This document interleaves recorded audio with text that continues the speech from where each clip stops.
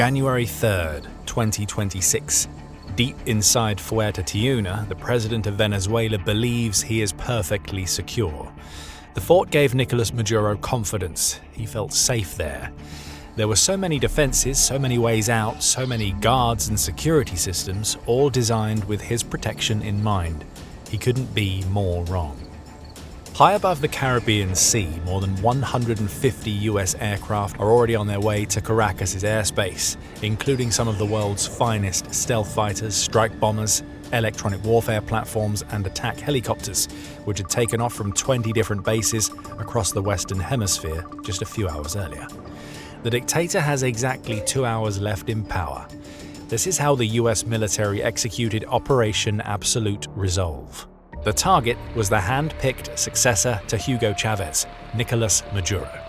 Maduro came from humble beginnings, starting out as a bus driver before rising to the role of trade union leader and gaining significant power and influence during Chavez's reign. He became president of the National Assembly, then Minister of Foreign Affairs, and eventually vice president before assuming control of the country after Chavez's death in 2013. And so began the gradual yet inexorable collapse of the South American nation. Less than a year after assuming office, Maduro faced a major wave of protests as the people voiced their fears and frustrations at shortages and declining living standards, urging the president to resign. Those protests quickly turned violent, with brutal clashes between demonstrators and pro-government paramilitary groups known as colectivos. 43 people were killed, hundreds more were injured, and nearly 4,000 were arrested. In the years that followed, it only got worse. Consumed by power and utterly unwilling to part with it, Maduro established an authoritarian government, regularly resorting to illegal and underhand tactics to remain in control of the country, including electoral fraud, human rights abuses, corruption, and censorship. Living standards continued to decline, thousands of civilians were killed, and millions more fled the country. The situation reached a breaking point in 2024 when Maduro claimed victory in a presidential election that election observers and large portions of the international community, as well as millions of Venezuelan citizens, labeled a fraud. By this stage, the former bus driver was also strongly believed to be in cahoots with cartels, buddying up to drug smuggling groups like the Cartel de los Soles or Cartel of the Suns. Not only had he overseen the single greatest economic freefall in the history of South America, but he'd also transformed the country into a narco-terrorist enterprise, supporting those same criminal enterprises that were involved in the flow of drugs across South America, the Caribbean, and into the United States as well. It could not be allowed to continue. This wasn't just a question of democracy or electoral illegality. It was about the entire safety and stability of the Western Hemisphere. In 2020, the US put a $15 million bounty on Maduro's head. In 2025, it increased to $25 million, then $50 million a few months later. Washington was desperate to see Maduro's reign brought to an end by any means necessary, even if that involved deploying its own soldiers to forcefully remove him from power. This couldn't be a conventional invasion. Venezuela may not have anywhere near as much military muscle as the United States, but it still has several 100,000 active-duty troops and millions of militia members waiting to be mobilized. A full-scale war between the two countries would almost inevitably result in large numbers of casualties on both sides, as well as a humanitarian disaster with the potential to utterly overshadow the previous decade of decline. The only option was a surgical extraction.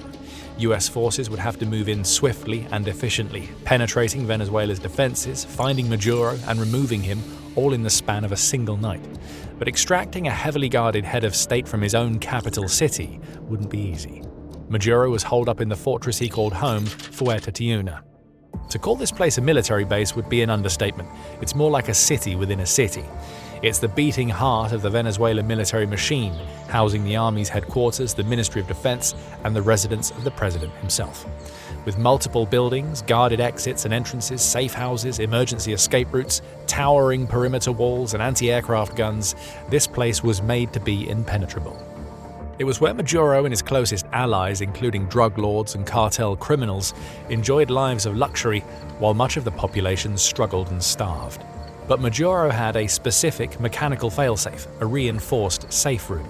If he could get inside, perhaps he could buy himself enough time to plan an escape or hope that reinforcements arrived to escort him elsewhere. If those heavy blast doors clicked shut, a surgical extraction would turn into a protracted, bloody siege.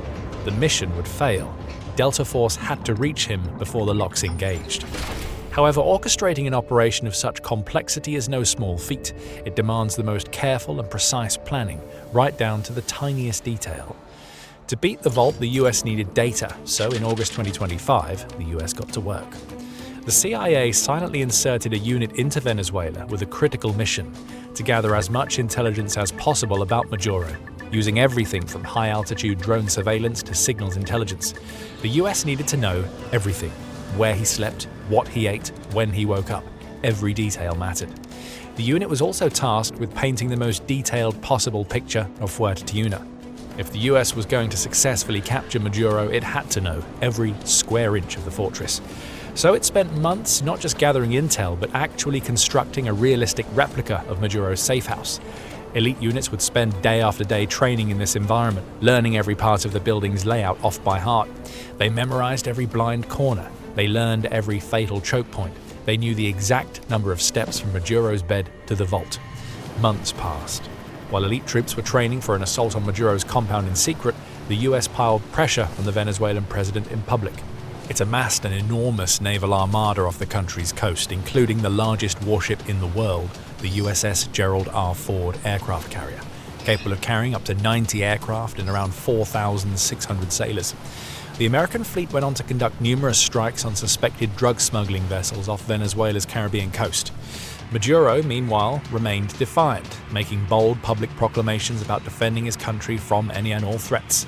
Behind closed doors, however, he knew his days in power were numbered. And just before the end of 2025, Maduro was given an ultimatum. President Trump called him directly, ordering him to surrender or face the consequences. Once more, Maduro refused to comply. And so, 7 days later, on January 2nd, the moment the US had been waiting for finally arrived. It's 11:46 p.m. local time. After a period of rough weather, the skies have calmed and cleared. It's now or never. US President Donald Trump gives the order. In an instant, more than 150 American aircraft take to the skies. They include state-of-the-art fighter jets like the Lockheed Martin F-35A Lightning II and F-22A Raptor, as well as EW aircraft like the Boeing EA-18G Growler, supersonic bombers like the Rockwell B-1B Lancer, and airborne early warning aircraft like the Grumman E-2D Hawkeye. Refueling tankers also leave their runways, along with Chinook and Black Hawk helicopters and numerous unmanned aerial vehicles like the Lockheed Martin RQ-170 Sentinel. Operation Absolute Resolve had begun, but to get Delta Force to the front door, the US first had to paralyze the city.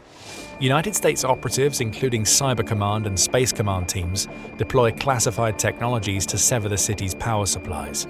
Shortly before 2 a.m. local time, Caracas, the capital city of Venezuela, goes dark.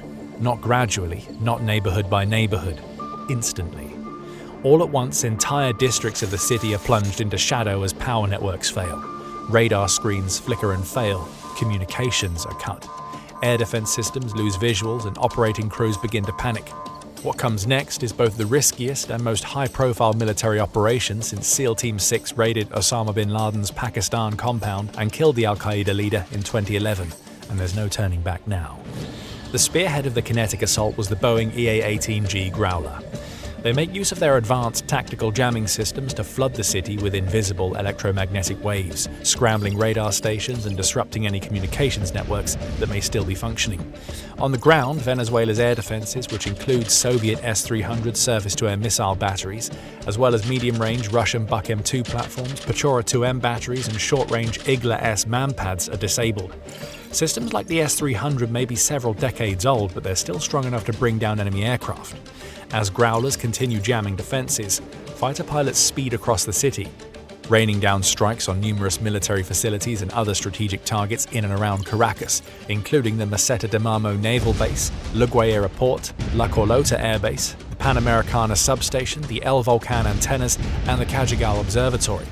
It's a series of precise, carefully calculated strikes across the country's defense network, designed to nullify Venezuela's ability to defend itself, to cause confusion and chaos in the enemy ranks, and most importantly of all, to pave the way for helicopters and special operations teams to move in for the extraction. Caracas's air defenses are offline. The city's shield has been shattered. The city may be dark and silent for a moment, but in a matter of seconds, all hell is about to break loose. By now, Maduro and his guards are well aware of what's happening. Their nation is under attack, and it's only a matter of time until American troops storm the Fuerte Tiuna compound. The US knows that there's not a single second to waste. The success or failure of the entire operation boils down to the next few minutes. Because that's all it will take for Maduro to vanish into his steel vault, a labyrinth of underground tunnels or bunkers, or to potentially board an aircraft and flee the country, while his best trained soldiers and elite Cuban bodyguards hold off the American attackers long enough for him to flee. Fortunately, the US has deployed the best people for the job, including Delta Force operatives, some of the best trained and most capable military personnel on the planet, who are on board the Chinooks and Black Hawks storming straight for Fuerte Tiuna. They're not looking for a runway or a helipad. They're planning to drop off their passengers right outside Maduro's safe house, but Venezuelan guards are waiting for them. Firing wildly into the skies, they manage to damage one of the helicopters, but not enough to bring it down. At 2:01 a.m., the troops rappel down into the compound. This is their moment. It's what they've trained for. It's what all of those weeks and months of planning and preparation were building towards. Moving with speed, precision, and unmatched discipline, Delta Force operatives hit the ground and rushed towards Maduro's safe house. Activating their night vision and thermal optics, they pushed into the pitch-black compound, approaching the first of what was said to be numerous sets of steel doors. Delta operatives used breach charges to blast their way inside. Moving fluidly from corridor to corridor and room to room, the team makes good use of the countless hours they spent training in the replica base. Despite this being their first time in Fuerte Tiuna, they already feel like they know the place like the back of their hands, anticipating every corner, every door, every choke point. Thanks to CIA intelligence, the operatives also know exactly where Maduro is most likely to be at that exact moment, and make a beeline towards his sleeping quarters. But they aren't simply allowed to roam free throughout the presidential palace. Maduro's elite guards, including both Venezuelans and dozens of highly trained Cubans, are ready and waiting to hold the line and fend off the American attackers. But Delta Force is drawing nearer and nearer to Maduro's location with every second that ticks by. His guards are either fleeing, giving up, or being eliminated one by one. With seconds to spare, Maduro and his wife make a last desperate dash for the safe room. As the president's final few guards fall to the floor and the sound of gunfire and grenade blasts rings out around the residence. Maduro is mere inches away from entering his steel vault safe room and shutting the door behind him when Delta Force operatives at last laid their hands upon him. But even with the Venezuelan president apprehended, the mission isn't over. Maduro may be captured, but he still needs to be extracted. So the Delta operatives zip-tie Maduro's hands, place a hood over his head, and drag him towards the designated extraction point. Half a world away, Donald Trump and his closest advisors, including CIA Director John Ratcliffe and Secretary of State Marco Rubio, watch on as the situation unfolds from the president's Mar-a-Lago resort in Palm Beach, Florida. The US president is calm and composed, later commenting on the amazing job undertaken by America's armed forces. By now, it's still only the early hours of the morning, but Caracas is wide awake. The whole of Venezuela and much of the wider world watches on with bated breath as the drama unfolds. Beyond the fortress walls, pro-government collectivos take to the streets while Venezuela's military commanders ponder their next steps. Their defenses may be down, but they still have some Soviet fighters they could scramble and militias they could mobilize. US forces know this. Their actions have lowered the threat level, but they haven't eliminated it. Fortunately for them, that attempt never comes. Likely as a result of the organized chaos that America's aerial attack unleashed across the country, Venezuela remains in a state of relative paralysis as Delta Force troops load Maduro onto a helicopter and set off towards the aircraft carrier still stationed off the country's coast, 4:29 a.m. A mere 2.5 hours after the operation began, Maduro touches down on a US aircraft carrier and begins the journey to New York City. By the time the sun rises later that day, the Western Hemisphere has officially changed forevermore. President Trump appears in a televised address announcing that the outlaw dictator, Maduro, has been successfully taken into custody and will face trial in the Southern District of New York on charges of narco-terrorism and money laundering. Operation Absolute Resolve, classed by some as one of the world's shortest ever wars, is a resounding success. The US achieved its objectives without any American deaths and only 7 were wounded. On the Venezuelan side, dozens of Venezuelan and Cuban personnel have been killed. Air defenses and military installations have been destroyed, and a ruinous regime has been decapitated.